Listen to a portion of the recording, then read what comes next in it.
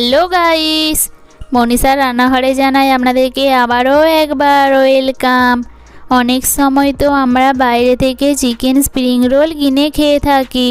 বাইরের মতন একদম সেম স্টাইলে ক্রিস্পি চিকেন স্প্রিং রোল কিভাবে বাড়িতে বানিয়ে নিতে পারবেন তার রেসিপি আজ আমি আপনাদের সঙ্গে শেয়ার করব। তো দেরি কিসের, চলুন রেসিপি শুরু করা যাক। তার জন্য কড়াই দিয়ে দেব 1 চামচ সাদা তেল। তেল ভালো মতো গরম হয়ে যাওয়ার পর দিয়ে দেব 1 চামচ আদা, রসুন ও কুচিয়ে নেওয়া কাঁচা লঙ্কা, 250 গ্রাম ছোট ছোট করে কেটে নেওয়া চিকেন এবং অল্প পরিমাণে জল ও স্বাদ মতো লবণ। এখন সব কিছু উপকরণ ভালোভাবে মিক্স করে নেওয়ার পর গ্যাসের ফ্লেমটাকে একদম লোতে করে দিয়ে এটাকে ঢাকা দিয়ে 3 থেকে 4 মিনিট ধরে কুক করে নেব। 3 থেকে 4 মিনিট পর ঢাকাটা আমি খুলে দেখাচ্ছি। দেখুন চিকেনের মধ্যে জলটাও অনেক কমে গেছে আর চিকেনটাও সেদ্ধ হয়ে গেছে। এখন এর মধ্যে সমস্ত ভেজিটেবলস অ্যাড করে দেব। ভেজিটেবলসের মধ্যে নিয়েছি গাজর, পেঁয়াজ কলি, বাঁধাকপি ও পেঁয়াজ।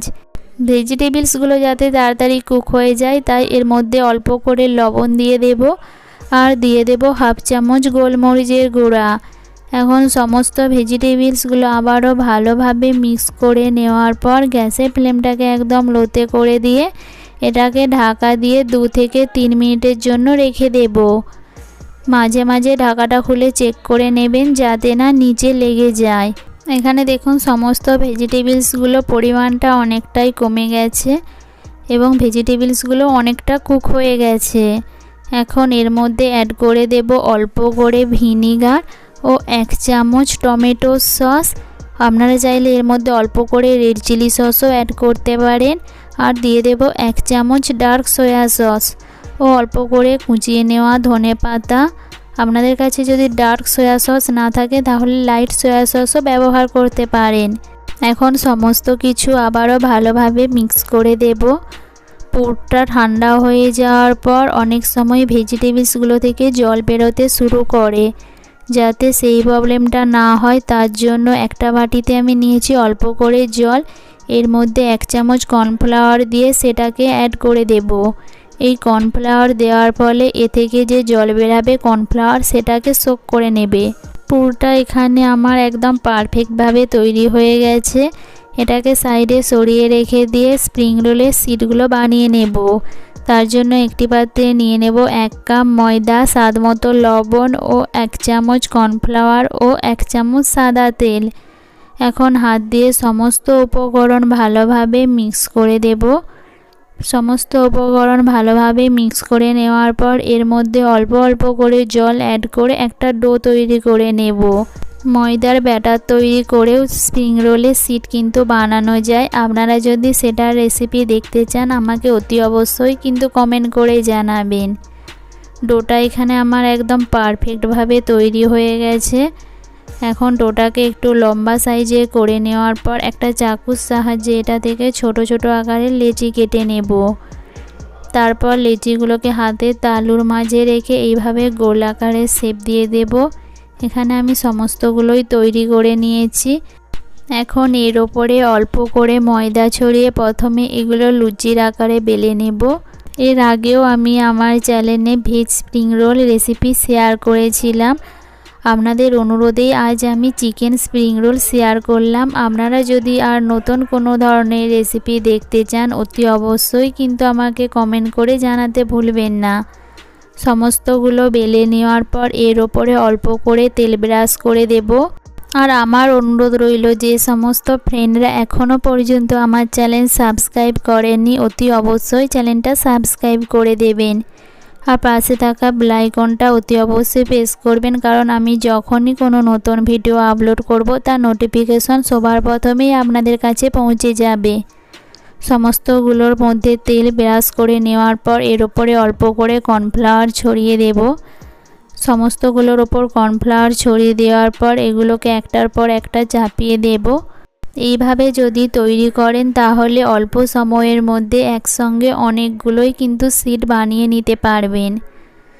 সমস্তগুলো দিয়ে দেওয়ার পর আমি আবারও একবার অল্প করে ময়দা ছড়িয়ে এর ওপর দিয়ে বেলে নেব।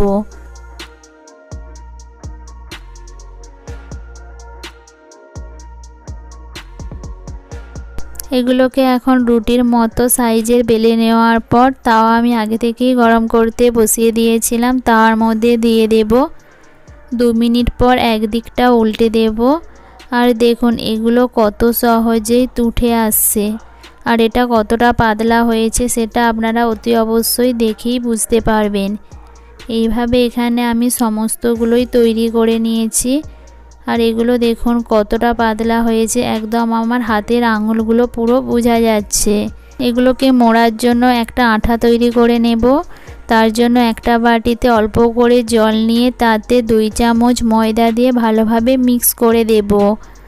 আগে থেকে যে পুরটা তৈরি করে রেখেছিলাম সেটা এখন ঠান্ডা হয়ে গেছে। একটা শিটের উপরে প্রথমে এক সাইডে অল্প করে দিয়ে দেব। তারপর আগে থেকে যে আঠাটা তৈরি করেছিলাম সেটাকে চারিদিকে লাগিয়ে দেব।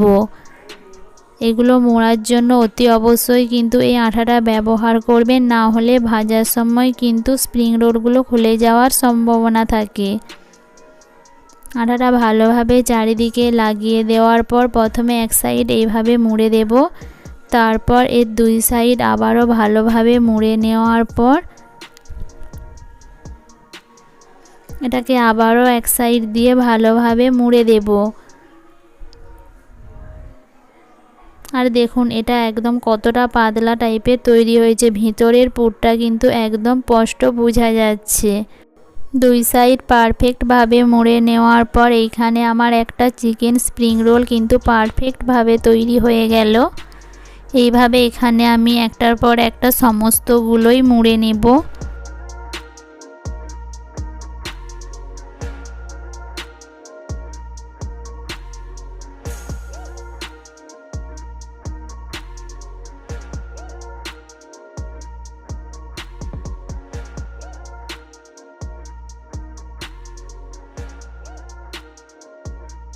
এইভাবে বানিয়ে আপনারা কিছুদিন স্টোর করে রাখতে পারেন, কিংবা সঙ্গে সঙ্গে বানিয়েও ফ্রাই করে নিতে পারেন।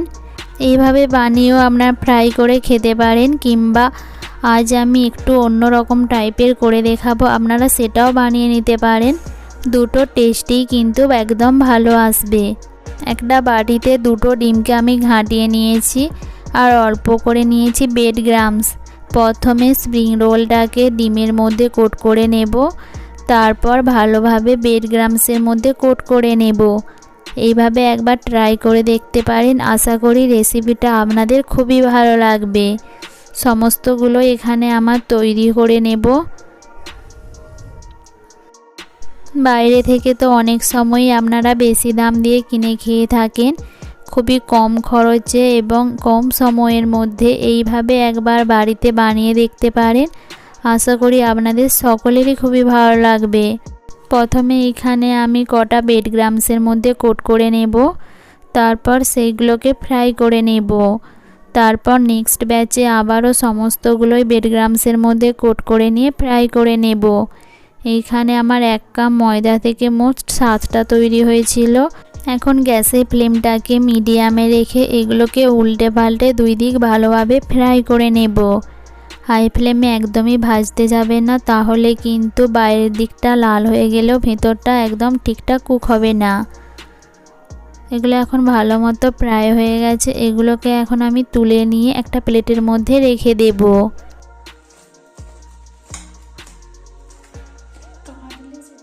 প্লেটটা দেখতে সুন্দর লাগার জন্য এইখানে আমি অল্প করে সাজিয়ে দিয়েছিলাম। আর এটা কতটা ক্রিস্পি হয়েছে সেটাও আমি এখান থেকে আপনাদেরকে একটু কেটে দেখাবো, আপনারা আওয়াজ শুনেই বুঝতে পারবেন।